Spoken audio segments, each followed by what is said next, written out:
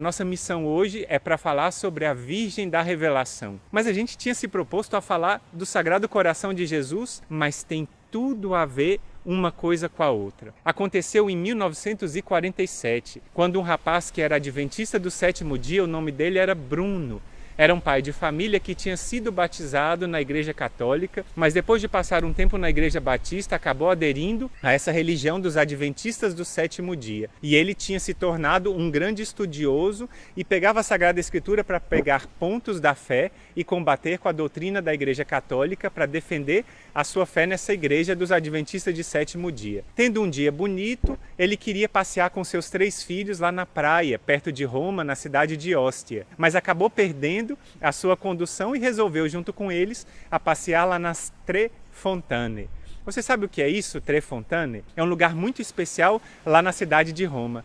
Eu, há muitos anos atrás, tive a graça, numa viagem que eu fiz à Itália, de visitar esse santo lugar. Lá é um lugar onde São Paulo foi martirizado. E lá, a cabeça de São Paulo, quando ele foi martirizado, bateu 3 vezes no chão. E diz a tradição que em cada vez onde a cabeça de São Paulo bateu, brotou uma fonte que é milagrosa. Justamente nesse mesmo local, São Zenão e uma multidão de soldados foram martirizados testemunhando a fé cristã nos primeiros séculos do cristianismo. E lá, nesse mesmo local, tem uma igreja belíssima dos monges trapistas, onde eles louvam a Deus e entoam os seus grandes louvores, como esses passarinhos. O Ben-TV está cantando aqui no meio-dia do Instituto Hesed, você está ouvindo os louvores de Deus. De um lado, tem essas 3 coisas. A capela de São Paulo da Tre Fontane, a capelinha pequenininha de São Zenão dos Mártires, e foi lá que São Bernardo teve a visão da escada do céu, dos anjos subindo e descendo, e lá também tem o mosteiro trapista de Tre Fontane.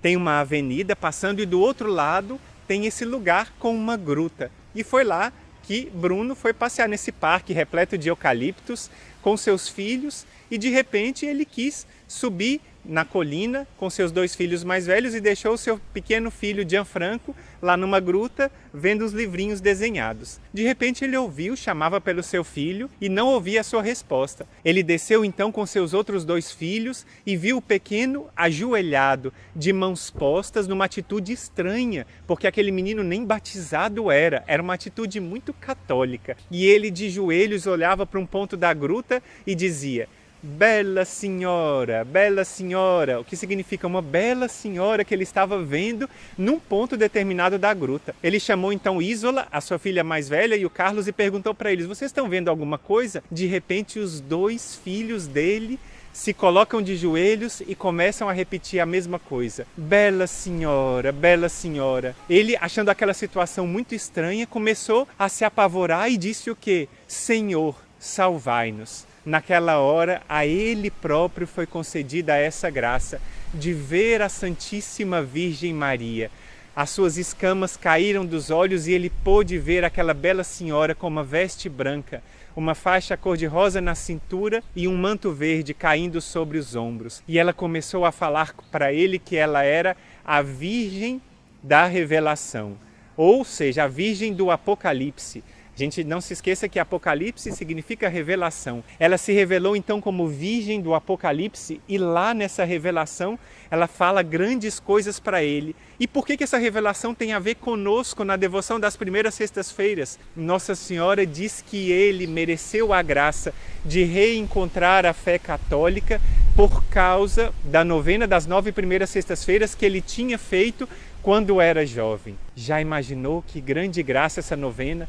Ainda de prometer-nos o céu, ainda de prometer-nos grandes e insondáveis coisas, Nossa Senhora alcançou para aquele homem que se chamava Bruno a graça de se converter de novo. Na realidade não é converter, mas de voltar à verdadeira fé por causa das 9 primeiras sextas-feiras. Está vendo quantas graças você pode receber para você e para a sua família? Nossa Senhora depois falou com ele que ele deveria procurar um padre, falou qual era a frase que ele devia falar e falou qual é a frase que o padre ia responder, que ele ia ser recebido na verdadeira fé, e depois ele seguiu as indicações de Nossa Senhora passo a passo, tal qual ela havia dito. e ele se converteu, teve seu filhozinho Gianfranco batizado, a sua filha Isola recebeu a crisma e pôde participar dessa vida divina, a vida da graça que ela começou a receber por meio dos santos sacramentos. Olha quantas graças Bruno recebeu, quantas graças por meio dessa devoção às 9 primeiras sextas-feiras.